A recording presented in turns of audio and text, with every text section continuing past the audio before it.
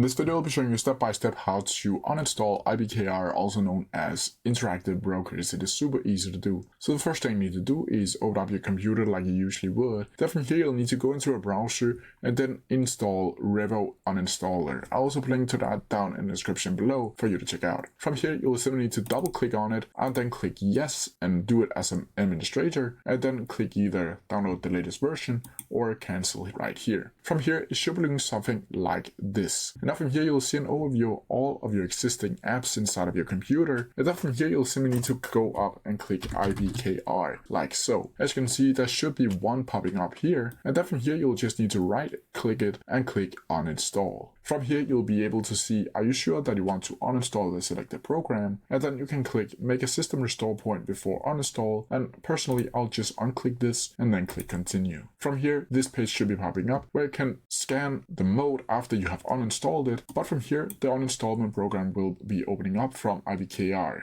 From here, you'll simply need to click next, and then from here you can see it's uninstalling from your desktop computer. Once it's done here, it will automatically go out in a normal site right here, and you can just click finish. And then from here, personally, I like to scan my mode as a moderate, then click scan, and then it will scan for every single file that is supported for IBKR. And it will pop up right here that you can directly delete. As you can see here, it has a couple of things here. You can just click on them and then click delete, like so. Then you can click next again and then loading a new list, and then you can just pick these all up and then delete them from your computer. Then from here you'll still need to click finish, like so, and then click yes, and then you have successfully uninstalled IBKR from your PC. But that's how you do it. If you have any questions about it, please leave them down in the comment section below and I'll try my best to answer them as quickly as possible.